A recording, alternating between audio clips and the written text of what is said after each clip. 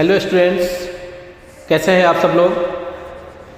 आज हम लोग डिस्कस करेंगे 24 जनवरी का जेई मेंस के पेपर को डिस्कस करेंगे और उस क्वेश्चंस को डिस्कस करेंगे जो आपका 24 जनवरी जेई मेंस में आया है।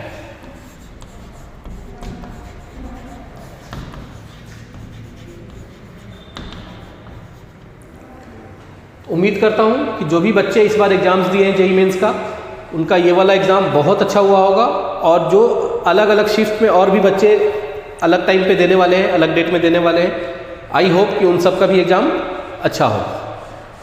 तो आते हैं भाई, एक 1 to 1 डिस्कस करते हैं क्वेश्चंस। अच्छा, अभी जो मैं क्वेश्चंस करूँगा आपको यहाँ पे 11th वाले पार्ट, क्लास 11th के फिजिक्स से कितने क्वेश्चंस आए हैं उस क्वेश्चंस को अभी मैं डिस्कस करूँगा। नेक्स्ट वीडियो में जो रिमेनिंग पार्ट रह जाएगा मैं उस पर डिस्कस करूँगा, ठीक है ना। तो अभी हम स्टार्ट करते हैं। बहुत आसान क्वेश्चन आए हैं फिजिक्स में। फिजिक्स का पेपर ऑन एन एवरेज बहुत ठीक ठाक था। मैथमेटिक्स थोड़ा सा लेंदी था, बट फिजिक्स का बहुत आसान पेपर था। देखिए पहला क्वेश्चन क्या है इसमें, the kinetic energy of a particle is 1000 joule. कोई पार्टिकल है, उसकी काइनेटिक एनर्जी 1000 जूल दे रखी है, मास दे रखा है उसका 2 kg। फाइंड मोमेंटम बताना है, मोमेंटम क्या होगा, ठीक है ना। देखिए ये जितने भी क्वेश्चंस अभी तक आए हैं सब मेमोरी बेस्ड क्वेश्चन है ना, तो इसमें एरर है क्वेश्चंस में, कुछ ना कुछ मिसिंग है, कुछ ना कुछ गलतियां हो सकती है क्योंकि मेमोरी बेस्ड क्वेश्चन है, थोड़ा बहुत डेटा का डिफरेंस हो सकता है। चलिए तो अब हम इस क्वेश्चन को करते हैं। काइनेटिक एनर्जी दे रखा है आपको, मास दे रखा है, मोमेंटम निकालना है। तो एक तो फॉर्मूला होता है डायरेक्ट 2m इंटू के ई, इसका अंडर रूट, ठीक है। तो क्या आ जाएगा यहाँ से 2 इंटू 2 इंटू काइनेटिक एनर्जी है 1000, तो यहाँ से क्या आ जाएगा 2 बाहर आ जाएगा। और आप ऑप्शन में देखेंगे तो ऑप्शंस दे रखा है 200 kg मीटर पर सेकेंड, दूसरा 400, फिर 800 और 600। अब बताइए यहाँ पे अगर 1000 होता तो फिर उसके अकॉर्डिंग तो 200 आएगा नहीं, तो इसलिए हम इसको क्या मान लेंगे 10,000 का अंडर रूट क्या आ जाएगा 100, है ना, इक्वल टू 200 kg मीटर पर सेकेंड। ये बोला कि मेमोरी बेस्ड है तो थोड़ा बहुत एरर इसमें आएगा। तो एक्चुअल में क्वेश्चन ऐसा रहा होगा 10,000 जूल, किसी भी बॉडी के पास 10,000 काइनेटिक एनर्जी है, मास ये है और मोमेंटम निकालना है। तो ये तो मैंने डायरेक्ट फार्मूला से लिखा दिया, क्लास में भी कराया था ऐसे क्वेश्चंस। अब देखते हैं कि ये कैसे आया। तो आप बताइए काइनेटिक एनर्जी का फॉर्मूला क्या होता है, 12mv²। तो मैं यहाँ से k को क्या लिख देता हूँ 12mv और v, तो kinetic energy will be equal to 12। अब मैं इसको क्या बोल दूंगा मोमेंटम इंटू v। तो अब बताइए यहाँ से p की वैल्यू क्या आएगी 2k अपॉन v। मैंने m और m से ऊपर नीचे मल्टीप्लाई कर दिया, तो ये फिर से क्या आ गया मोमेंटम। इस मोमेंटम को यहाँ ले गए तो ये वैल्यू हो जाएगी p² is equal to 2km। तो p की वैल्यू क्या आ जाएगी under root 2m into kinetic energy. Next question है, बहुत आसान है। चलिए नेक्स्ट क्वेश्चन देखते हैं। A particle is projected vertically upward reaches 136 metre height. एक पार्टिकल को ऊपर की तरफ फेंका गया जो कितने हाइट तक गया 136 मीटर हाइट तक गया। What will be the maximum range for the particle projected with same speed. अगर इसी पार्टिकल को यहाँ से जिस स्पीड से फेंका गया था ऊपर की तरफ, अब ऊपर की तरफ ना फेंक कर इसको इस तरीके से फेंका जाए सच दैट ये मैक्सिमम दूर जाए, ज़्यादा से ज़्यादा दूर जाए। तो क्या होता है भाई रेंज का formula r is equal to u² sine 2θ upon g। ये आता है हॉरिजॉन्टल रेंज, है ना, रेंज का फॉर्मूला आता है। अब मैक्सिमम रेंज के लिए आपको पता है थीटा की वैल्यू कितनी होती है 45 डिग्री, तो ये आ जाएगा साइन 90। तो r will be equal to u²/g। ये रेंज का फॉर्मूला आ गया। अच्छा, अगर किसी भी पार्टिकल को इस तरीके से फेंका गया तो अब बताइए यहाँ पे इसकी वेलोसिटी क्या होगी 0। यहाँ पे वेलोसिटी मैंने u मान लिया, तो क्या मैं ये फॉर्मूला लगा सकता हूँ v² - u² equal to 2as। तो v तो आ गया 0, तो minus u square is equal to opposite to gravity जा रहा है, तो आप क्या लगाओगे यहाँ पे माइनस 2g, कितना हाइट गया, h हाइट मान लेते हैं सपोज, तो ये cancel out, u will be equal to sorry h will be equal to maximum height कितना आ जाएगा यू स्क्वायर अपॉन 2g। देखिए यहाँ पे ध्यान से, मैक्सिमम हाइट है यू स्क्वायर अपॉन 2g, ये आपको क्वेश्चन में दे रखा है 1/136। तो बताइए यू स्क्वायर बाई जी, ये क्या आ जाएगा आपका रेंज, तो यू स्क्वायर बाई जी कितना आ जाएगा 272 मीटर। ठीक है, नेक्स्ट क्वेश्चन देखते हैं। ऑप्शन दे रखे हैं इसमें, पहला ही ऑप्शन है, ऑप्शन ए है 272 मीटर। मोस्टली इस क्वेश्चन में ऐसा कोई एरर है नहीं, मेमोरी बेस्ड क्वेश्चन है। चलिए नेक्स्ट क्वेश्चन है कि एक वेक्टर दे रखा है, a vector is equal to 3i cap minus 2j cap plus b k cap, b vector is equal to ai cap plus 7/2 j cap plus 2k cap. a and b are perpendicular, ये दोनों vector perpendicular है, और एक condition दे रखा है आपको 2a minus 3b equal to -4, और a by B की वैल्यू पूछा है आपसे x/2 है ना, a बाई बी की वैल्यू x/2 है, तो x की वैल्यू बतानी है। तो ये दोनों वेक्टर कैसे हैं, परपेंडिकुलर। ये तो मैथमेटिक्स का सिंपल सा सवाल है कि दो वेक्टर जब भी परपेंडिकुलर होंगे तो उनका डॉट प्रोडक्ट क्या होगा, 0 होगा। तो मैं यहाँ पे डॉट प्रोडक्ट ले देता हूँ, a vector dot b vector equal to क्या होना चाहिए 0। डॉट प्रोडक्ट लेंगे तो आपके पास आ जाएगा 3a, यहाँ से आ जाएगा -7, फिर यहाँ से क्या जाएगा 2b, 3a माइनस 7, और यहाँ से आ जाएगा 2b must be equal to 0। तो 3a plus 2b will be equal to 7, और ये आपको दे रखा है 2a minus 3b equal to -4, ये आपको दे रखा है। अब इसको सिंप्लीफाई करोगे, इसमें कर दिया मल्टीप्लाई 3 से, इसमें कर दिया 2 से, तो ये आ जाएगा आपका 9a plus 6b equal to 21। यहाँ से आ जाएगा 4a minus 6b equal to -8। Add कर दिया आपने, क्या जाएगा आपका 13a इक्वल टू 13, तो a will be equal to 1। क्या वैल्यू आ जाएगी, a की वैल्यू आ जाएगी, a की वैल्यू आ जाएगी 1। जब a 1 है तो बताइए यहाँ से a रख दिया आपने 1, तो b कितना आ जाएगा 2b equal to 4, b will be equal to 2, a 1 आएगा b 2 आ जाएगा, यहाँ पे रख दीजिए x/2 यानी इक्वल टू 1/2, ये कट गया, x की वैल्यू क्या आ गई 1 आ गई। बहुत सिंपल क्वेश्चन था ये। नेक्स्ट क्वेश्चन देखते हैं।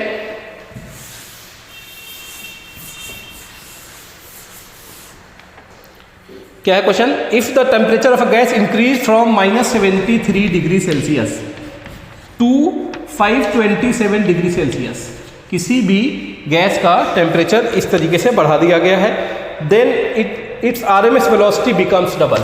तो आपसे पूछा है कि VRMS डबल हो जाएगा क्या, पहले ये चेक कर लेते हैं, स्टेटमेंट दे रखा है। तो आप बताइए VRMS का फॉर्मूला क्या होता है, 3RT √3RT अपॉन m। ठीक है, वही गैस है -73 डिग्री सेल्सियस पे जो VRMS है, और 527 डिग्री पे जो VRMS है ना, रूट मीन स्क्वायर वेलोसिटी। तो क्या बोला कि डबल होगा क्या, चेक कर लेते हैं। तो मैं इसको अगर VRMS 1 बोल दूँ, VRMS का फॉर्मूला, तो VRMS 1 क्या आएगा, ये तो VRMS है, VRMS 1 क्या आएगा कि 3Rm, ये तो कांस्टेंट है किसी एक गैस के लिए, तो 3R अपॉन m, इसको मैं बाहर ले लेता हूँ, क्या आ जाएगा √T1। VRMS 2 क्या आ जाएगा 3R अपॉन m √T2। तो दोनों का रेशियो ले लेते हैं, मैं डायरेक्ट यहाँ पे V1 लिख रहा हूँ, V1 upon V2 equals to √T1 upon T2। तो क्या आ जाएगा T1 की वैल्यू है -73 डिग्री सेल्सियस। तो आप इसको केल्विन में चेंज करोगे तो -73 प्लस 273 कितना आ जाएगा 200 अपॉन, ये है 527 में 273 ऐड कर दोगे तो 800 आ जाएगा। यहाँ से आ जाएगा √1/4 विच इज इक्वल टू 1/2। तो V1/V2 कितना आ गया 1/2। तो यानी ये बात तो बिल्कुल सही है कि इसकी RMS वेलोसिटी डबल हो जाएगी। Statement 1 is correct. उसके बाद बोल रहा है कि product of pressure and volume is equals to translational kinetic energy. देखिए याद रखिए, ट्रांसलेशनल काइनेटिक एनर्जी ये क्या होता है 3/2 पीवी। क्वेश्चन में बोल रहा है कि ट्रांसलेशन काइनेटिक एनर्जी पीवी के इक्वल है, जो कि गलत है। तो स्टेटमेंट 1 तो सही है, स्टेटमेंट 2 गलत है। आगे आते हैं नेक्स्ट क्वेश्चन पे।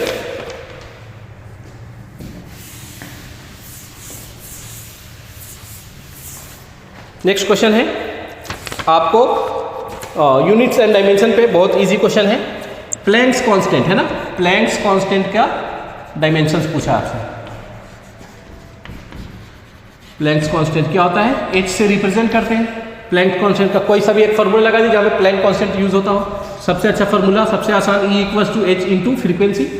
E क्या है, एनर्जी, तो एनर्जी का यूनिट बताइए। एनर्जी क्या होगा, न्यूटन मीटर, H और फ्रीक्वेंसी होता है 1 टाइम। तो क्या मैं इसको बोल सकता हूँ पर सेकेंड, बिल्कुल बोल सकते हैं। न्यूटन को क्या बोला आपने, मास इंटू एक्सीलरेशन।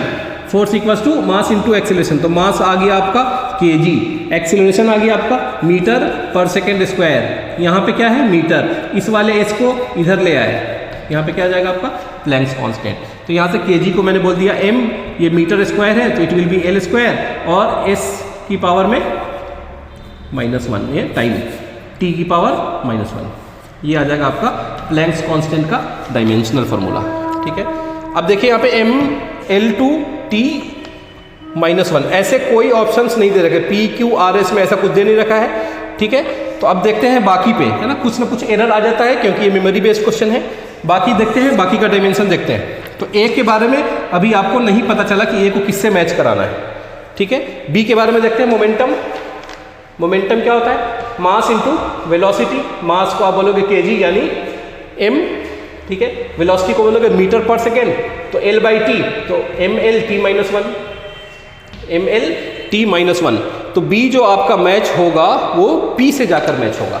B किससे मैच होगा, P से जाकर मैच होगा। और P से मैच होने वाले कितने ऑप्शंस हैं आपके पास, तो ऑप्शन A, ऑप्शन B और ऑप्शन D, ये चारों ऑप्शन में B से P मैच कर रहा है। तो अब हम नेक्स्ट देख लेते हैं स्टॉपिंग पोटेंशियल। स्टॉपिंग पोटेंशियल क्या आ जाएगा, स्टॉपिंग पोटेंशियल भाई FD बाई, स्टॉपिंग पोटेंशियल क्या आ जाएगा, FD अपॉन Q, ये आ जाएगा आपका स्टॉपिंग पोटेंशियल। तो बताइए F का न्यूटन, तो न्यूटन होता है kg मीटर पर सेकेंड स्क्वायर, तो मैंने इसका मास लगा दिया, मीटर के लिए L लगा दिया, पर सेकेंड स्क्वायर के लिए बाई T स्क्वायर लगा दिया। D क्या आ जाएगा आपका, L आ जाएगा। और Q क्या होता है भाई, dQ by dt equals to क्या होता है, करंट। तो बताइए Q का क्या होगा, dQ will be equals to I into t. ठीक है ना, dQ, हाँ I इंटू टी, I को मैं बोल दूंगा A, I को बोल दूंगा एम्पियर और इसको बोल दिया T। तो Q हटाकर क्या लिख दिया, A इंटू टी, तो क्या आ जाएगा ये A T, ऐसा लिख दिया। अब ये क्या आ जाएगा, mL square T-2 A -1 T-, अच्छा एक T कट जाएगा, T पावर -3 आ जाएगा, ये आ जाएगा T पावर -3। तो mL स्क्वायर T-3, देखिए यहाँ पे जाते mL स्क्वायर T पे आ जाएगा एक T स्क्वायर और T -3 और एक पे आ जाएगा -1। तो आपका C जो है, C मैच हो रहा है S से। अब मैं देख रहा हूँ कि C मैच होने वाला S से। ऐसे कितने ऑप्शन है, ऐसे ऑप्शन है 2, 1 and 3। पहले हमने क्या देखा था, 1, 3 and 4। B मैच हो रहा था P से, तो ऐसे 3 ऑप्शंस मैच हो रहे थे, 1, 3 and 4। और C मैच हो रहा है S से, ऐसे 2 ऑप्शंस मैच हो रहे हैं, 1 and 3। ठीक है, तो आपका 4th ऑप्शन तो चला गया। अब हम D के लिए देख लेते हैं, वर्क फंक्शन। वर्क फंक्शन क्या है, बेसिकली एनर्जी। वर्क फंक्शन क्या है, एनर्जी। तो एनर्जी क्या होता है, न्यूटन मीटर, न्यूटन क्या, kg मीटर पर सेकेंड स्क्वायर। तो kg के लिए बोल दिया मास, मीटर के लिए बोल दिया L, पर सेकेंड स्क्वायर के लिए बोल दिया T स्क्वायर, और मीटर में क्या बोल दिया L। तो mL/2 T-2, तो आ जाएगा आपका D के साथ आ जाएगा R। D के साथ क्या आ जाएगा, R। Option A is correct answer, है ना, इसका जो ऑप्शन A है वो आपके लिए क्या हो जाएगा, करेक्ट आंसर हो जाएगा। चलिए नेक्स्ट क्वेश्चन करते हैं। Radius of gyration of solid sphere about axis PQ। एक सॉलिड स्फेयर है, ये है 5 सेंटीमीटर, और इससे दूर कोई एक एक्सिस है, कोई लाइन है PQ। यहाँ से यहाँ तक का डिस्टेंस दे रखा है आपको 10 सेंटीमीटर। ये है सॉलिड स्फेयर। Solid sphere. आपसे पूछा है radius of gyration about P Q, यहाँ पे दे रखा है radius of gyration √x into r/5, ये आपको दे रखा है। x की वैल्यू निकालनी है, ठीक है ना। पहले देख लेते हैं इस स्फीयर का मोमेंट ऑफ इनर्शिया इस एक्सिस के अबाउट, ये डिस्टेंस कितना आ जाएगा आपको दे रखा है क्वेश्चन में 10 सेंटीमीटर। तो इस स्फीयर का मोमेंट ऑफ इनर्शिया इस एक्सिस के अबाउट पैरेलल एक्सिस थ्योरम लगा देंगे, ठीक है। तो parallel axis theorem I moment of inertia about P Q will be equals to ICOM plus md², ठीक है ना। d क्या है, दोनों पैरेलल लाइंस के बीच का डिस्टेंस।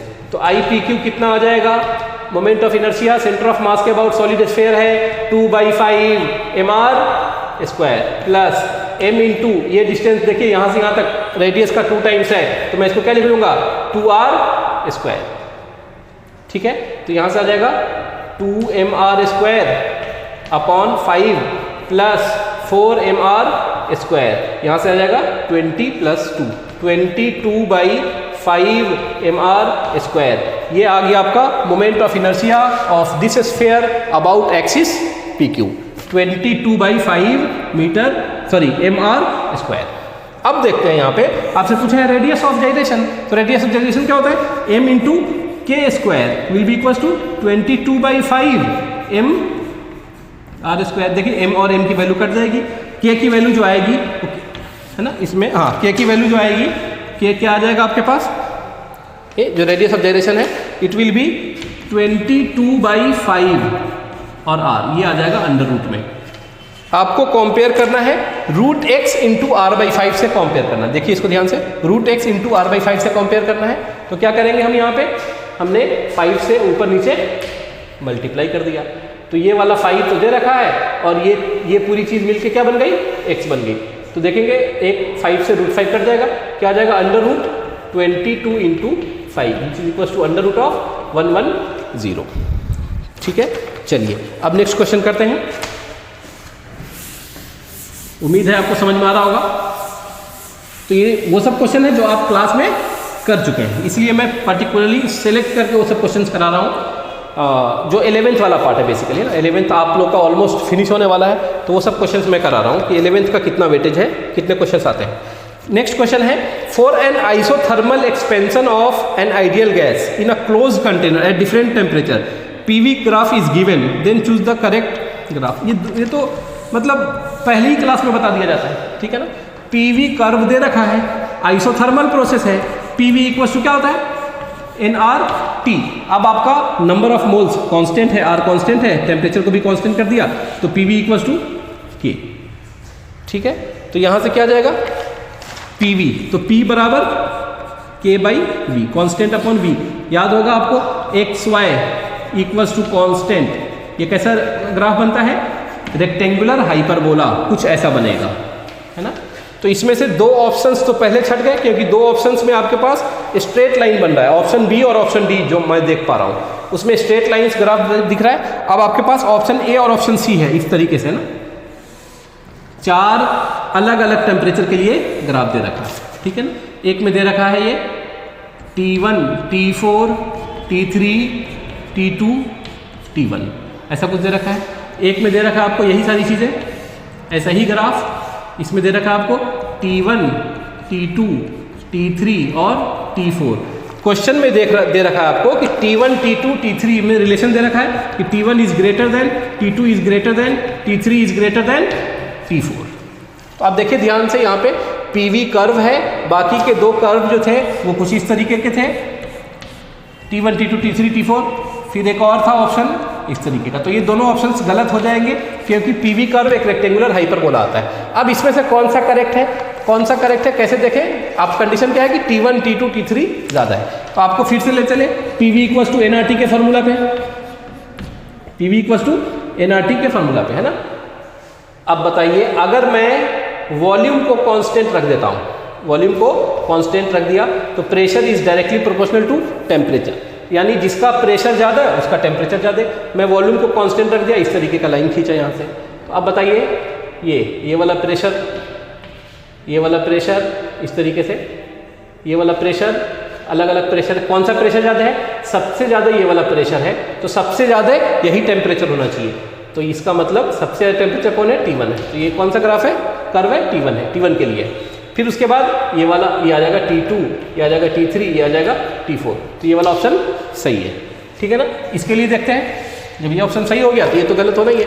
आपने कांस्टेंट वॉल्यूम रखा तो जो सबसे ज़्यादा प्रेशर होगा उस पर सबसे ज़्यादा टेम्परेचर होना चाहिए। तो ये बोल रहा है कि T4 सबसे ज़्यादा होना चाहिए। क्वेश्चन में दे रखा है कि T4 सबसे कम है, ठीक है ना। इस तरीके से कर सकते हैं। आप इसको चाहो तो ऐसे भी कर सकते हो। अगर मैं PV = nRT में V को नहीं करके P को कांस्टेंट रखा, सपोज P को कांस्टेंट रखा, तो P को कांस्टेंट वाला लाइन कैसा आएगा, इस तरीके का आएगा। तो इससे क्या पता चला, P कांस्टेंट होने के बाद V is directly proportional to temperature. जिसका सबसे ज़्यादा वॉल्यूम होगा उसका सबसे ज़्यादा टेम्परेचर होगा, ठीक है ना। P को कांस्टेंट रख दिया तो जिसका सबसे ज़्यादा वॉल्यूम उसका सबसे ज़्यादा टेम्परेचर। तो यहाँ के अकॉर्डिंग बताइए, सबसे ज़्यादा वॉल्यूम यहाँ पे आ रहा है तो सबसे ज़्यादा टेम्परेचर इसका होना चाहिए, जो कि ऑप्शन में नहीं है। ऑप्शन आपको क्वेश्चन दे रखा है कि सबसे ज़्यादा टेम्परेचर T1 का है, तो ये क्या हो गया आपके लिए, गलत हो जाएगा। यहाँ से अगर मैं प्रेशर को कांस्टेंट रखूँ तो ऐसा सपोज कोई लाइन खींच लिया तो सबसे ज़्यादा वॉल्यूम इसके लिए है, उसके बाद इसके लिए, उसके बाद इसके लिए, उसके बाद इसके लिए। सबसे ज़्यादा टेम्परेचर किसका होना चाहिए, इसका होना चाहिए। दे रखा है आपको, ये क्या है, T1 है, तो बिल्कुल ये सही है। नेक्स्ट क्वेश्चन करते हैं। देखिए क्वेश्चंस बहुत अच्छे आए हैं, बहुत आसान आए हैं। अब बड़ी आसानी से आप अच्छे स्कोर कर सकते हो। Ratio of molar heat capacity at constant pressure and constant volume, यानी Cp/Cv ये कितना होता है, gamma. Cp/Cv = gamma Poisson's ratio for monoatomic and diatomic gases. आपको पता है मोनोएटॉमिक गैस के लिए, मोनोएटॉमिक गैस के लिए गामा की वैल्यू होती है 5/3। डाई एटॉमिक के लिए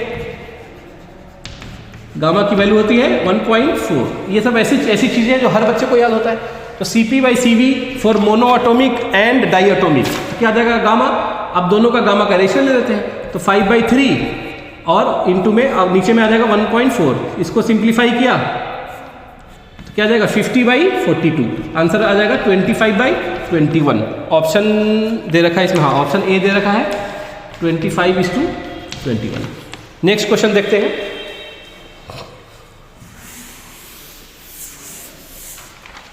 नेक्स्ट क्वेश्चन देखते हैं। A solid cylinder of radius r and length l have moment of inertia I1 and second solid cylinder of radius r/2 and length l/2 cut from it have moment of inertia I2। ठीक है ना। इस तरीके का एक solid cylinder है। इसमें से मैंने क्या कर दिया, इसका रेडियस आपको दे रखा है r, इसका लेंथ क्या दे रखा है l। ठीक है। इसमें से इस सिलेंडर से एक और सिलेंडर कट आउट किया गया जिसका रेडियस क्या है r/2 और जिसका लेंथ भी क्या दे रखा है आपको l/2। ये आपको लेंथ दे रखा है। अब इसका मोमेंट ऑफ इनर्शिया आपको बताना है। तो बताइए पहले बड़े वाले पूरे फुल सिलेंडर का moment of inertia about this axis क्या आ जाएगा, I will be equals to I1 दे रखा है ये mr²। अच्छा I2 वाले का मोमेंट ऑफ इनर्शिया क्या आ जाएगा, आप बोलोगे उसका मास, तो उसको मैं m' बोल देता हूँ, और उसका रेडियस r/2 का स्क्वायर। यहाँ पे आपको निकालना होगा m और m' में क्या रिलेशन है। तो आप बताइए एक सॉलिड सिलेंडर से मैंने r/2 और l/2 का क्या निकाल लिया, सिलेंडर को कट कर दिया। ठीक है। तो सिलेंडर का वॉल्यूम क्या आएगा, पूरे वाले सिलेंडर का πr²l, बड़े वाले का, इस फुल सिलेंडर का πr²l में कितना मास है, आप बोलोगे m मास है। तो छोटा वाला सिलेंडर जिसका रेडियस r/2 है उसका वॉल्यूम πr²/2 इंटू l/2। तो अब मैं इसको सॉल्व करूं तो ये आ जाएगा πr²l/8। तो इसकी वैल्यू क्या आ जाएगी m/8। तो इस वाले सिलेंडर में कितना मास कंटेन हो रहा है, पूरे सिलेंडर का m/8। तो I2 की वैल्यू आ जाएगी m/8 और r² में 2 का स्क्वायर 4। तो आप दोनों के रेशियो में देखेंगे कितना फर्क है, mr² और mr²/32। तो 1:32 का रेशियो होगा। 1:, हाँ ये पूछा है 30 क्या होगा ratio, I1/I2 will be equal to 32। ये आपका आ जाएगा। चलिए नेक्स्ट क्वेश्चन करते हैं। क्या है, एक इंक्लाइन सिस्टम है जिसमें ये एंगल 30 डिग्री है, ये एंगल आपका 60 डिग्री है, ये पुली है, 4 kg मास और 1 kg मास इस तरीके से दे रखा है। ठीक है, आपसे पूछा है tension in the string, tension पूछा गया है आपसे। तो फ्री बॉडी डायग्राम बनाएंगे इसका। तो इसके ऊपर एक नॉर्मल फोर्स लगेगा, इस तरफ एक फोर्स लगेगा mg का कंपोनेंट, यहाँ पे क्या लगेगा mg लगेगा, 4g है ना इसका कंपोनेंट। इसके लिए आपको एंगल निकालना पड़ेगा, ये एंगल 60 डिग्री, ये 30, तो ये आ जाएगा आपका 4g, ये 60, ये 30, 4g साइन 30 डिग्री। यहाँ से क्या आ जाएगा equation, 4g sine 30 minus t is equal to 4a। ठीक है, अब इसको फर्दर सिंप्लीफाई करेंगे, साइन 30 1/2 4g, ये क्या हो जाएगा 2g minus t is equal to 4a। एक इक्वेशन तो आपको यहाँ से मिल जाएगा, एक इक्वेशन यहाँ से मिल जाएगा, एक नॉर्मल लगेगा इस तरफ। इसको बैलेंस करने के लिए mg का ये वाला कंपोनेंट, mg का ये वाला कंपोनेंट। ठीक है, तो अब बताइए ये एंगल है आपका 60, ये एंगल कितना हो जाएगा आपका 60। ठीक है, तो mg का ये वाला कंपोनेंट क्या आ जाएगा 1g साइन 60। ठीक है, तो अब यहाँ पे कैसे फोर्स लगाएंगे, t माइनस साइन 60 होता है √3/2 g √3/2, t minus g √3/2 equals to mass into acceleration, mass है 1 kg। इसको फर्दर सिंप्लीफाई किया, कैसे करेंगे, ठीक है, ऐड कर दिए सिंपली, t और t कट गया, ये आ जाएगा 2g minus g √3/2 is equal to 5a। तो यहाँ आप देखें 2g को मैं बोल सकता हूँ 20 और ये है g 10, तो 20 minus 5√3 is equal to 5a, 5 से कट कर दिया, 4 minus √3 is equal to a। Acceleration जो है वो कितना आ गया 4 माइनस √3। अच्छा, अब एक्सीलरेशन की वैल्यू आ गई 4 माइनस √3, तो आप किसी भी एक इक्वेशन में पुट कर दीजिए, मैं यहाँ पे रख देता हूँ। तो यहाँ पे क्या जाएगा 2g minus t is equal to 4 into a, तो 4a में आप रखोगे 4 इंटू 4 माइनस √3, तो यहाँ से ये आ जाएगा 20, यहाँ से लगा दिया 4 इंटू 4 16, इधर आकर हो जाएगा माइनस 16 माइनस 4√3, इधर आकर आ जाएगा plus 4√3 is equal to tension. तो यहाँ से आ जाएगा 4 इंटू 1 प्लस √3, तो tension in the string will be equal to 4 into 1 plus √3। Option देख लेते हैं, आपके पास ऑप्शन है, हाँ ये तो पहले ऑप्शन में ही आंसर है, option A, option A will be the correct answer. ठीक है ना, देखते हैं नेक्स्ट क्वेश्चन। क्वेश्चन तो मेरे पास एग्जैक्टली है नहीं, है ना, बट देखता हूँ। ये क्वेश्चन ये था कि पास्टन सीरीज का फर्स्ट वेवलेंथ वो दे रखा है आपको 720 नैनोमीटर। पास्टन सीरीज का फर्स्ट वेवलेंथ दे रखा है 720 मीटर। क्या होता है भाई पास्टन सीरीज, पहले पे आता है तो उसको बोलते हैं लाइमन, दूसरे पे आता है तो बोलते हैं बाल्मर, और तीसरे पे आता है तो क्या बोलते हैं उसको हम पास्टन। ठीक है, तो इसका वेवलेंथ दे रखा है 720 और इसका आपको निकालना है। तो क्या होता है 1/λ, ये होता है directly proportional to 1/n1² minus 1/n2²। अच्छा, लैम्डा डायरेक्टली प्रोपोर्शनल क्यों लगाया, क्योंकि यहाँ पे जो कांस्टेंट आता है यहाँ पे 13.6 और यहाँ पे क्या आता है z² की जो वैल्यू आती है वो हाइड्रोजन के लिए है ना, इसलिए कांस्टेंट कर दिया, इसको डायरेक्टली प्रोपोर्शनल लगा दिया 1/n1² माइनस 1/n2²। तो λ1 क्या आ जाएगा, देखिए यहाँ पे किस पे आ रहा है, ये थर्ड लाइन पे, तो 1/3² माइनस कहाँ से आ रहा है फोर्थ लाइन से, तो 1/4²। तो λ1 क्या आ जाएगा directly proportional to 16 minus 9, 7/16 into 9। ठीक है, अच्छा अब बताइए 1/λ2 क्या होगा, तो λ2 कहाँ से आ रहा है, फिफ्थ वाले से, कहाँ पे आ रहा है थर्ड वाले पे, तो n1 हो जाएगा आपका 3, 1/3² माइनस 1/5²। तो यहाँ से आ जाएगा 1/λ2 is directly proportional to 25 minus 9, 16/25 into 9। तो अब बताइए उन दोनों का रेशियो ले लेते हैं। 1/λ1 रेशियो ले लिया 1/λ2 के साथ, कितना आ जाएगा 7/16 इंटू 9 डिवाइडेड बाई 16/25 इंटू 9। इसको फर्दर सिंप्लीफाई कर लेंगे। देखिए ये 9 और ये 9 कट जाएगा, आपके पास क्या बचेगा 7 इंटू 9/16 इंटू 25। ये वैल्यू किसके इक्वल आ जाएगी λ2/λ1 के इक्वल आ जाएगी।